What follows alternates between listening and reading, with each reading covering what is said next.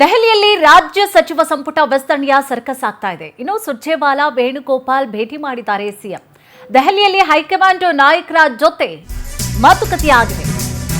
ದೆಹಲಿಯಲ್ಲಿ ರಾಜ್ಯ ಸಚಿವ ಸಂಪುಟ ವಿಸ್ತರಣೆಯ ಸರ್ಕಸ್ ಆಗ್ತಾ ಇದೆ.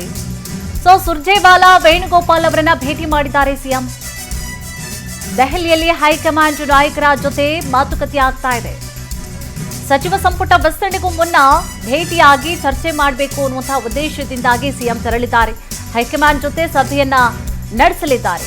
ಸಿಎಂ ಮತ್ತು ಮಾಜಿ ಸಿಎಂ ವರಿಷ್ಠರ ಸಭೆಯಲ್ಲಿ ಪಾಲ್ಗೊಳ್ಳಲಿದ್ದಾರೆ. ಕೆಪಿಸಿಸಿ ಅಧ್ಯಕ್ಷ ಹರಿಪ್ರಸಾದ್ ಅವರು ಕೂಡ ಸುರ್ಜೇವಾಲಾ ಮತ್ತು ವೇಣುಗೋಪಾಲ್ ಅವರನ್ನ ಭೇಟಿ ಮಾಡಿದ್ದಾರೆ. ಈಗ ಇನ್ನು ರಾಹುಲ್ ಗಾಂಧಿ ಅವರು ಕೂಡ ವಾಪಸ್ ಬಂದಿರುವಂತಹ ಕಾರಣವಾಗಿ ಟ್ರಿಪ್ನಿಂದ ವಿದೇಶ ಪ್ರವಾಸದಿಂದ ಅವರನ್ನು ಕೂಡ ಭೇಟಿಯಾಗುವಂತಹ ಸಾಧ್ಯತೆಗಳು ಇದೆ. ದೆಹಲಿಯಲ್ಲಿ ಹೈಕಮಾಂಡ್ ನಾಯಕರ ಜೊತೆ ಈಗಾಗಲೇ ಮಾತುಕತೆ ಕೂಡ ನಡೆಸಲಾಗ್ತಾ ಇದೆ. ಮತ್ತಷ್ಟು ಮಾತುಕತೆಯನ್ನು ಕೂಡ ನಡೆಸಲಾಗುತ್ತೆ. ಕಾರಣ ಏನು, ಯಾತಕ್ಕೋಸ್ಕರ ಹೋಗಿದ್ದಾರೆ ಅಂತಂದ್ರೆ ರಾಜ್ಯ ಸಚಿವ ಸಂಪುಟ ವಿಸ್ತರಣೆಯ ಕುರಿತಾಗಿ. ಯಾಕೆಂದ್ರೆ ಈಗ ಬರೀ ಒಂದು ಲಿಸ್ಟ್ ಅಷ್ಟೇ, ಅಂದ್ರೆ 13 ಸಚಿವರ ಲಿಸ್ಟ್ ಅಷ್ಟೇ ಈಗ ಅನೌನ್ಸ್ ಆಗಿರೋದು.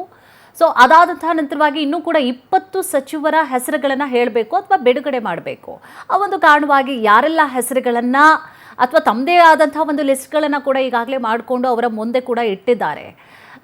ಆ ಒಂದು ಹೆಸರುಗಳಲ್ಲಿ ಯಾವುದಾದ್ರೂ ಕೈ ಬಿಡಬೇಕಾ ಅಥವಾ ಯಾವುದಾದ್ರೂ ಸೇರ್ಪಡೆಗೊಳಿಸಬೇಕಾ ಅನ್ನುವಂಥ ಸಂಬಂಧವಾಗಿ ಮಾತುಕತೆ ಆಗುತ್ತೆ. ಕೈ ನಾಯಕಿ ಸೋನಿಯಾ ಗಾಂಧಿ ನಿವಾಸದಲ್ಲಿ ಸಭೆ ಆರಂಭವಾಗಿದೆ. ದಿಲ್ಲಿಯ ಸೋನಿಯಾ ಗಾಂಧಿ ನಿವಾಸದಲ್ಲಿ ಹೈ ವೋಲ್ಟೇಜ್ ಸಭೆ ಆರಂಭ ಆಗಿದೆ.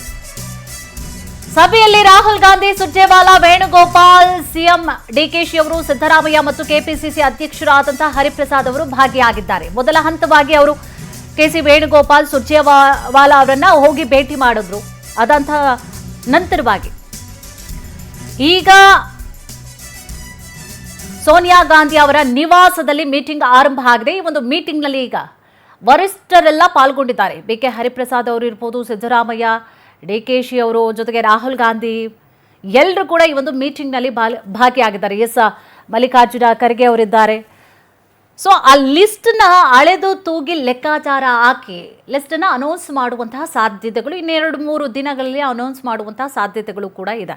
ಈ ಸಂಬಂಧವಾಗಿ ಹೈ ವೋಲ್ಟೇಜ್ ಮೀಟಿಂಗ್ ಆಗ್ತಾ ಇರೋದು. ಯಾರನ್ನ ಕೈ ಬಿಡಬೇಕು, ಯಾರನ್ನ ಸೇರ್ಪಡೆಗೊಳಿಸಬೇಕು, ಅಥವಾ ಅವ್ರು ಕೊಟ್ಟಿರುವಂತಹ ಲಿಸ್ಟು ಅಥವಾ ತಮಗೆ ಅನಿಸಿದಂತಹ ಹೆಸರುಗಳನ್ನು ಕೂಡ ಅಲ್ಲಿ ಉಲ್ಲೇಖ ಮಾಡುವಂತಹ ಸಾಧ್ಯತೆಗಳಿದೆ.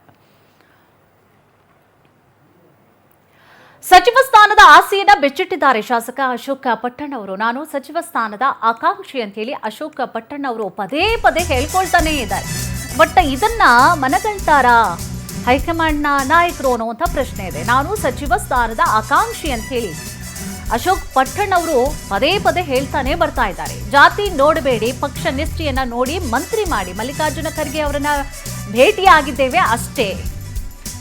ದೆಹಲಿಯಲ್ಲಿ ಸಚಿವ ಸ್ಥಾನದ ಆಕಾಂಕ್ಷಿ ಅಶೋಕ್ ಪಟ್ಟಣ್ ಅವರು ಹೇಳಿಕೆ ಕೊಟ್ಟಿದ್ದಾರೆ. ಈ ಹಿಂದೆಯೂ ಕೂಡ ಅಶೋಕ್ ಪಟ್ಟಣ್ ಅವರು ಒಂದಷ್ಟು ಶಾಸಕರು ಏನೋ ದೆಹಲಿಗೆ ಹೋಗಿದ್ರು, ಅವ್ರ ಜೊತೆಯಲ್ಲೂ ಕೂಡ ಅಶೋಕ್ ಪಟ್ಟಣ್ ಅವರು ಹೋಗಿದ್ರು. ಸಹಿ ಮಾಡಿದ್ರಲ್ವಾ ಶಾಸಕರು ಎಲ್ಲರೂ ಕೂಡ, ತಮಗೂ ಕೂಡ ಸಚಿವ ಸ್ಥಾನದ ಆಕಾಂಕ್ಷಿಗಳಾಗಿದ್ದೀವಿ ಅಂತ ಹೇಳಿ ಒಂದಷ್ಟು ಶಾಸಕರು ಸಹಿ ಮಾಡಿದ್ರು.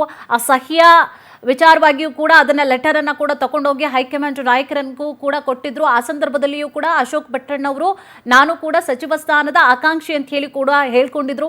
ಬಟ್ ಈಗ ಮತ್ತೆ ಅದನ್ನ ಪುನರ್ ಉಚ್ಚರಿಸ್ತಾ ಇದ್ದಾರೆ. ಜಾತಿ ನೋಡಬೇಡಿ, ಪಕ್ಷ ನಿಷ್ಠೆಯನ್ನ ನೋಡಿ ಮಂತ್ರಿ ಮಾಡಿ. ಮಲ್ಲಿಕಾರ್ಜುನ ಖರ್ಗೆ ಅವರನ್ನ ಭೇಟಿಯಾಗಿದ್ದೇವೆ ಅಷ್ಟೇ. ಹೇಗಂತ ದೆಹಲಿಯಲ್ಲಿ ಸಚಿವ ಸ್ಥಾನದ ಆಕಾಂಕ್ಷಿ ಆಗಿರುವಂತಹ ಅಶೋಕ್ ಪಟ್ಟಣ್ ಅವರು ಮಾತನಾಡಿದರು.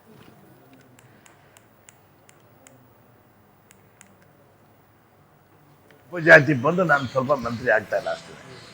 ಜಾತಿ ಬಂದ್ರಿ ಪರವಾಗಿಲ್ಲ. ನಾನು ಹೇಳೋದು ಹೈಕಮಾಂಡ್ ಅವ್ರಿಗಾಗಲಿ ನಮ್ಮ ರಾಜ್ಯದ ನಾಯಕರಿಗೆ ಜಾತಿ ನೋಡಕ್ ಹೋಗ್ಬೇಡಿ, ಪಕ್ಷ ನಿಷ್ಠೆ ಮತ್ತು ಎಷ್ಟು ದಿನದಿಂದ ಪಕ್ಷ ದುಡಿತಾ ಇದ್ದಾನೆ ಅವ್ರು ಕೊಡೋದು ಬಿಡೋದು ನಿಮ್ಮ ಇಷ್ಟ, ಆದ್ರೆ ಮೊದಲೇ ಆದ್ಯತೆ ನಮ್ಗೆ ಕೊಡ್ಬೇಕು ಅಂತ ನಾವು ಕೇಳ್ತಾ ಇದ್ದೀವಿ. ಏನಾಗಿದೆ, ಈ ಜಾತಿ ಉಪಜಾತಿ ಬಂದು ನಾನು ಸ್ವಲ್ಪ ಮಂತ್ರಿ ಆಗ್ತಾ ಇಲ್ಲ ಅಷ್ಟೇ. ಜಾತಿ ಬಂದ್ರಿ ಪರವಾಗಿಲ್ಲ. ನಾನು ಹೇಳೋದು ಹೈಕಮಾಂಡ್ ಅವ್ರಿಗಾಗಲಿ ನಮ್ಮ ರಾಜ್ಯದ ನಾಯಕರಿಗೆ ಜಾತಿ ನೋಡಕ್ ಹೋಗ್ಬೇಡಿ, ಪಕ್ಷ ನಿಷ್ಠೆ ಮತ್ತು ಎಷ್ಟು ದಿನದಿಂದ ಪಕ್ಷ ದುಡಿತಾ ಇದ್ದಾನೆ ಅವ್ರು ಕೊಡೋದು ಬಿಡೋದು ನಿಮ್ಮ ಇಷ್ಟ, ಆದ್ರೆ ಮೊದಲೇ ಆದ್ಯತೆ ನಮ್ಗೆ ಕೊಡ್ಬೇಕು ಅಂತ ನಾವು ಕೇಳ್ತಾ ಇದ್ದೀವಿ. ಏನಾಗಿದೆ, ಈ ಜಾತಿ ಉಪಜಾತಿ ಬಂದು ಜಾತಿ ಗೀತಿ ಎಲ್ಲ ನೋಡಬೇಡಿ, ಪಕ್ಷಕ್ಕೋಸ್ಕರ ಬಹಳ ವರ್ಷದಿಂದಲೂ ಕೂಡ ನಾನು ದುಡ್ದಿದ್ದೇನೆ. ಪಕ್ಷ ನಿಷ್ಠೆಯನ್ನ ನೋಡಿ ನನ್ನನ್ನು ಮಂತ್ರಿ ಮಾಡಿ ಅಂತ ಹೇಳಿ ಕೂಡ ಈ ಸಂದರ್ಭದಲ್ಲಿ ಮಾತನಾಡಿದ್ರು. ಈಗಾಗಲೇ ಹೈಕಮಾಂಡ್ ನಾಯಕರು ಕೂಡ ಅಲ್ಲೇ ಇದ್ದಾರೆ. ಎಲ್ಲರೂ ಕೂಡ ಈಗ ರಾಹುಲ್ ಗಾಂಧಿನೂ ಕೂಡ ಪ್ರವಾಸ ಮುಗಿಸ್ಕೊಂಡು ಅವರು ಬಂದಿದ್ದಾರೆ. ಸೋನಿಯಾ ಗಾಂಧಿ ಅವರು ಕೂಡ ಇದ್ದಾರೆ. ಸೊ ದೆಹಲಿಯಲ್ಲೇ ಮಲ್ಲಿಕಾರ್ಜುನ ಖರ್ಗೆ ಅವರು ಜೊತೆಗೆ CM ಜೊತೆಗೆ ಇನ್ನು ಹರಿಪ್ರಸಾದ್ ಅವರು ಕೂಡ ಅಲ್ಲೇ ಇದ್ದಾರೆ. ಸೊ ಅವರ ಸಮ್ಮುಖದಲ್ಲಿ ಮತ್ತೆ ಕೂಡ ರಿಕ್ವೆಸ್ಟ್ ಅಥವಾ ಮನವಿಯನ್ನು ಮಾಡಿಕೊಳ್ಳುವಂತಹ ಸಾಧ್ಯತೆಗಳು ಕೂಡ ಇರಬಹುದು. ಯಾಕಂದರೆ ಪ್ರಾರಂಭದಿಂದಲೂ ಕೂಡ ಪಕ್ಷ ನಿಷ್ಠೆಯನ್ನು ನೋಡಿ ನನ್ನನ್ನು ಗುರುತಿಸಿ ಅಂತ ಹೇಳಿ ಹೇಳ್ತಾ ಇದ್ರು. ಇದೇ ವಿಚಾರ ಸಂಬಂಧವಾಗಿ ಹೆಚ್ಚಿನ ಡೀಟೇಲ್ಸನ್ನು ಕೂಡ ನೀಡ್ತಾ ಹೋಗ್ತಾರೆ ನಮ್ಮ ಪ್ರತಿನಿಧಿ ಆನಂದ್. ಆನಂದ, ಪದೇ ಪದೇ ಅಶೋಕ್ ಪಟ್ಟಣ್ ಅವರು ಹೇಳ್ತಾನೇ ಇದ್ದಾರೆ, ಸಚಿವ ಸ್ಥಾನಕ್ಕಾಗಿ ನನ್ನನ್ನು ಕೂಡ ಗುರುತಿಸಿ ಅಥವಾ ಆ ಸ್ಥಾನ ನನಗೂ ಬೇಕು ಅಂತ ಹೇಳಿ ತನ್ನ ಆಕಾಂಕ್ಷೆಯನ್ನು ಕೂಡ ಬಹಳಷ್ಟು ಬಾರಿ ಮಾಧ್ಯಮದ ಮುಂದೆ ಹೇಳ್ಕೊಂಡಿದ್ದಾರೆ. ಬಟ್ ಅವರ ಆಸೆ ಈಡೇರುವಂತಹ ಸಾಧ್ಯತೆಗಳಿದೆಯಾ? ಅದಕ್ಕಾಗಿ ಅವರು ಮಾಡಿರುವಂತಹ ಲಾಭಿಗಳು ಏನಿದೆ? ಸೊ ಅಕಸ್ಮಾತ್ ಕೊಟ್ಟರೂ ಕೂಡ ಯಾವ ವಿಚಾರವನ್ನು ಪರಿಗಣಿಸಿ ಕೊಡುವಂತಹ ಸಾಧ್ಯತೆಗಳು ಇದೆ, ಏನಿದೆ ಮಾಹಿತಿ? ಕುಸುಮ, ಅಶೋಕ್ ಪಟ್ಟಣ್ ಮಾತ್ರವಲ್ಲ, ಇರ್ತಕ್ಕಂಥ 20 ಸಚಿವ ಸ್ಥಾನಕ್ಕೆ ಸುಮಾರು 60ಕ್ಕೂ ಹೆಚ್ಚು ಶಾಸಕರು ಸಿಕ್ಕಾಪಟ್ಟೆ ಒಂದು ಲಾಬಿಯನ್ನ ಮಾಡ್ತಾ ಇರ್ತಕ್ಕಂಥದ್ದು. DK ಶಿವಕುಮಾರ್ ಅವರನ್ನ, ಹಾಗೆ ಸಿದ್ದರಾಮಯ್ಯನವರನ್ನ, ಮಲ್ಲಿಕಾರ್ಜುನ್ ಖರ್ಗೆ ಅವರನ್ನ, ಸುರ್ಜೇವಾಲಾ ಅವರನ್ನ, ಯಾವ ನಾಯಕರು ಸಿಗ್ತಾರೆ ಎಲ್ಲರನ್ನೂ ಕೂಡ ಭೇಟಿ ಮಾಡಿ ತಮ್ಮದೇ ಆದಂತಹ ಒಂದು ಸೀನಿಯಾರಿಟಿಯನ್ನ ಕ್ಲೈಮ್ ಮಾಡ್ಕೊಳ್ತಾ ಇದ್ದಾರೆ. ಇವತ್ತು ಅಂತಿಮವಾಗಿ ರಾಹುಲ್ ಗಾಂಧಿ ಮತ್ತೆ ಸೋನಿಯಾ ಗಾಂಧಿ ಜೊತೆ ಮೀಟಿಂಗ್ ಫಿಕ್ಸ್ ಆಗಿರ್ತಕ್ಕಂಥದ್ದು. ಕೆಲವೇ ಕ್ಷಣಗಳಲ್ಲಿ ಸಂಪುಟ ವಿಸ್ತರಣೆ ಯಾವಾಗ ಯಾರ್ಯಾರಿಗೆ ಒಂದು ಸ್ಥಾನಮಾನ ಸಿಗಬಹುದು ಅನ್ನೋದಕ್ಕೆ ಕ್ಲಾರಿಟಿ ಸಿಗ್ತಕ್ಕಂಥ ಒಂದು ಸಾಧ್ಯತೆ ಇದೆ. ಬೆಳಗ್ಗೆ DK ಶಿವಕುಮಾರ್ ಅವರು ದೆಹಲಿಯಲ್ಲಿ ಸುರ್ಜೇವಾಲಾ ಅವರನ್ನ ಭೇಟಿ ಮಾಡಿದ್ರು. ತದನಂತರ KC ವೇಣುಗೋಪಾಲ್ ಅವರನ್ನ ಭೇಟಿ ಮಾಡಿ ಚರ್ಚೆಯನ್ನ ಮಾಡಿದ್ರು.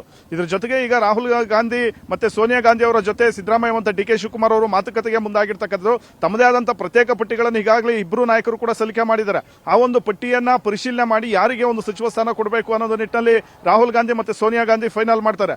ಇಲ್ಲಿ ಪ್ರಮುಖವಾಗಿ ಮುಂಬರ್ತಕ್ಕಂಥ ಒಂದು ಚುನಾವಣೆಗಳ ದೃಷ್ಟಿಯಿಂದ ಜಾತಿವಾರು ಮತ್ತೆ ಸಮುದಾಯವಾರು ಹಾಗೆ ಪ್ರಾದೇಶಿಕ ಸಮತೋಲನವನ್ನ ಕಾಯ್ದುಕೊಳ್ತಕ್ಕಂಥ ಒಂದು ಕೆಲಸಕ್ಕೆ ಹೈಕಮಾಂಡ್ ಮುಂದಾಗುತ್ತೆ. ಇದೇ ಅಲ್ಲದೆ ಈ ಬಾರಿ ಸುಮಾರು 10ಕ್ಕೂ ಹೆಚ್ಚು ಹೊಸ ಶಾಸಕರಿಗೆ ಅಂದ್ರೆ ಯುವಕರಿಗೆ ಅವಕಾಶವನ್ನ ಕೊಡಬೇಕು ಅನ್ನೋದು ನಿಟ್ಟಿನಲ್ಲಿ ರಾಹುಲ್ ಗಾಂಧಿ ಅವರು ಕೂಡ ಮನಸ್ಸು ಮಾಡಿರ್ತಕ್ಕಂಥದ್ದು. ಹಾಗಾಗಿ ಸಿದ್ದರಾಮಯ್ಯ ಮತ್ತೆ DK ಶಿವಕುಮಾರ್ ಅವರು ಸಲ್ಲಿಕೆ ಮಾಡಿರ್ತಕ್ಕಂಥ ಪಟ್ಟಿಯಲ್ಲಿ ಬಹುತೇಕರಿಗೆ ಕೊಡ್ತಕ್ಕಂಥ ಒಂದು ಸಾಧ್ಯತೆ ಇದೆ.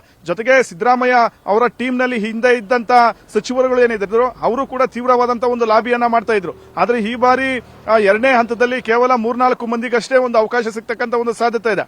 ಬಾಕಿ ಇರತಕ್ಕಂಥ ಹಿರಿಯ ಒಂದು ಸಚಿವರೇ ಮಾಜಿ ಸಚಿವರೇನಿದ್ದಾರೆ ಇವರಿಗೆ ಮುಂದೆ ಪಕ್ಷ ಸಂಘಟನೆಯ ಒಂದು ಜವಾಬ್ದಾರಿಯನ್ನ ಕೊಡ್ತಕ್ಕಂಥ ಕೆಲಸಕ್ಕೂ ಕೂಡ ಹೈಕಮಾಂಡ್ ನಾಯಕರು ತೀರ್ಮಾನವನ್ನ ಮಾಡಬಹುದು. ಒಟ್ಟಿನಲ್ಲಿ ಹಳೆದು ತೂಗಿ ಸಚಿವ ಸ್ಥಾನವನ್ನ ತುಂಬೋದಕ್ಕೆ ಈಗ ಹೈಕಮಾಂಡ್ ನಾಯಕರು ಮುಂದಾಗಿರ್ತಕ್ಕಂಥದ್ದು. ಮತ್ತೊಂದು ಕಡೆ DK ಶಿವಕುಮಾರ್ ಅವರು ತಮ್ಮ ಒಂದು ಸರ್ಕಾರದಲ್ಲಿ ತಮ್ಮದೇ ಆದಂತಹ ಒಂದು ಟೀಮ್ ಇರಬೇಕು ಅನ್ನೋ ಲೆಕ್ಕಾಚಾರವನ್ನ ಇಟ್ಕೊಂಡಿದ್ದಾರೆ. ಮುಂದೆ 2028ಕ್ಕೂ ತಮ್ಮದೇ ಒಂದು ನಾಯಕತ್ವ ಇರಬೇಕು ಅನ್ನೋ ಒಂದು ಲೆಕ್ಕಾಚಾರದಲ್ಲಿ DK ಶಿವಕುಮಾರ್ ಇರ್ತಕ್ಕಂಥದ್ದು. ಹಾಗಾಗಿ ತಮ್ಮದೇ ಒಂದು ಪಡೆಯನ್ನ ಕಟ್ಕೊಳ್ಳೋದಕ್ಕೆ DK ಶಿವಕುಮಾರ್ ಅವರು ಇನ್ನಿಲ್ಲದ ಒಂದು ಕಸರತ್ತನ್ನ ಮುಂದುವರಿಸಿದ್ದಾರೆ. ಮತ್ತೊಂದು ಕಡೆ ಪಕ್ಷ ಮತ್ತೆ ಸರ್ಕಾರದಲ್ಲಿ ಓಲ್ಡ್ ಇಟ್ಕೊಳ್ಳೋದಕ್ಕೆ ಸಿದ್ದರಾಮಯ್ಯನವರು ಕೂಡ ಕಸರತ್ತನ್ನ ನಡೆಸ್ತಾ ಇರ್ತಕ್ಕಂಥದ್ದು. ತಮ್ಮ ಆಪ್ತರಿಗೆ ಹೆಚ್ಚು ಒಂದು ಸಚಿವ ಸ್ಥಾನ ಕೊಡಿಸ್ತಕ್ಕಂಥ ನಿಟ್ಟಿನಲ್ಲೂ ಕೂಡ ಸಿದ್ದರಾಮಯ್ಯನವರು ಅಖಾಡಕ್ಕೆ ಇಳಿದಿರ್ತಕ್ಕಂಥದ್ದು. ಹಾಗಾಗಿ ಈ ಎಲ್ಲಾ ಒಂದು ವಿಚಾರಗಳನ್ನ ಹೈಕಮಾಂಡ್ ನಾಯಕರು ಯಾವ ರೀತಿ ಒಂದು ತೀರ್ಮಾನವನ್ನ ಮಾಡ್ತಾರೆ ಅನ್ನೋ ಕುತೂಹಲ ಸದ್ಯಕ್ಕಿದೆ. ಸದ್ಯ ಸೋನಿಯಾ ಗಾಂಧಿ ಅವರ ನಿವಾಸದಲ್ಲಿ ಈಗಷ್ಟೇ ಸಭೆ ಆರಂಭ ಆಗಿದೆ ಅನ್ನೋ ಮಾಹಿತಿಗಳು ಸಿಗ್ತಾ ಇರ್ತಕ್ಕಂಥದ್ದು. ಅಂತಿಮವಾಗಿ ಸಂಜೆ ಒಳಗಡೆ ಸಂಪುಟ ಒಂದು ವಿಸ್ತರಣೆಗೆ ಮುಹೂರ್ತ ಫಿಕ್ಸ್ ಮಾಡತಕ್ಕಂಥ ಒಂದು ಸಾಧ್ಯತೆ ಇದೆ. ಮುಂದೆ ಯಾರು ಕೂಡ ಅಸಮಾಧಾನಗೊಳ್ಳಬಾರದು. ಹಾಗಾಗಿ ಹಳೆದು ತೂಗಿ ಸಚಿವ ಸಂಪುಟ ವಿಸ್ತರಣೆ ಮಾಡೋದಕ್ಕೆ ಈಗ ಹೈಕಮಾಂಡ್ ನಾಯಕರು ಮುಂದಾಗಿದ್ದಾರೆ ಅಂತ ಹೇಳ್ಬೋದು. ಲಿಂಗಾಯತ ಕೋಟದಲ್ಲಿ ಅಶೋಕ್ ಪಟ್ಟಣ್, ಲಕ್ಷ್ಮೀ ಹೆಬ್ಬಾಳ್ಕರ್ ಹಾಗೆ ಮಹಾಂತೇಶ್ ಕೋಚಲಿಗಿ ಸೇರಿದಂತೆ ಬಹಳಷ್ಟು ನಾಯಕರು ಬೆಳಗಾವಿ ಭಾಗದಲ್ಲಿ ತೀವ್ರವಾದಂತಹ ಒಂದು ಒತ್ತಡವನ್ನ ಹಾಕಿ ಸಚಿವ ಸ್ಥಾನವನ್ನು ಗಿಟ್ಟಿಸಿಕೊಳ್ಳೋದಕ್ಕೆ ಪ್ರಯತ್ನವನ್ನ ಮಾಡ್ತಾ ಇದ್ದಾರೆ. ಮತ್ತೊಂದು ಕಡೆ ಜಮೀರ್ ಅಹಮದ್ ಅವರು ಕೂಡ ಎರಡನೇ ಹಂತದಲ್ಲಾದರೂ ಸಚಿವ ಸ್ಥಾನವನ್ನ ಪಡೆದುಕೊಳ್ಳಬೇಕು ಅಂತೇಳಿ ಸುರ್ಜೇವಾಲಾ ಮತ್ತೆ DK ಶಿವಕುಮಾರ್ ಅವರ ಮೊರೆ ಹೋಗಿ ಇನ್ನಷ್ಟು ಒಂದು ರಣತಂತ್ರಗಳನ್ನ ಮಾಡ್ತಾ ಇರ್ತಕ್ಕಂಥದ್ದು. ಹೀಗೆ ಬಂಗಾರಪೇಟೆ ನಾರಾಯಣ ಸ್ವಾಮಿ ಆಗಿರ್ಬೋದು, ನರೇಂದ್ರ ಸ್ವಾಮಿ ಆಗಿರ್ಬೋದು, ಹಾಗೆ ಮಾಜಿ ಸಚಿವ HC ಮಹದೇವಪ್ಪ ಅವರು ಕೂಡ ಹಿನ್ನೆಲೆದ ಒಂದು ಲಾಬಿಗಳನ್ನ ನಡೆಸ್ತಾ ಇದ್ದಾರೆ. ಹೀಗೆ ಬಹಳಷ್ಟು ಒಂದು ನಾಯಕರೇನಿದ್ದಾರೆ ಇವರೆಲ್ಲರೂ ಕೂಡ ಸಚಿವ ಸ್ಥಾನಕ್ಕಾಗಿ ಬಹಳಷ್ಟು ಒಂದು ಡಿಮ್ಯಾಂಡ್ ಇಟ್ಕೊಂಡು ಹೈಕಮಾಂಡ್ ನಾಯಕರ ಮೊರೆ ಹೋಗಿರ್ತಕ್ಕಂಥದ್ದು.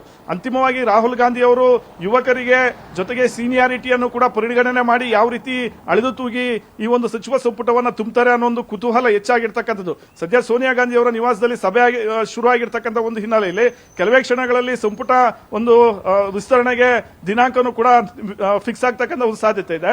ಜೊತೆಗೆ ಯಾರ್ಯಾರಿಗೆ ಸಚಿವ ಸ್ಥಾನವನ್ನು ಕೊಡಬೇಕು ಅಂತ ಹೇಳಿನೂ ಕೂಡ ಇನ್ನೊಂದು ಸುತ್ತಿನ ಸಭೆ ನಡೆದರೂ ಕೂಡ ಅಚ್ಚರಿ ಇಲ್ಲ. ಓಕೆ, ಥ್ಯಾಂಕ್ ಯು ತಮ್ಮೆಲ್ಲ ಡೀಟೇಲ್ಸ್ಗಾಗಿ.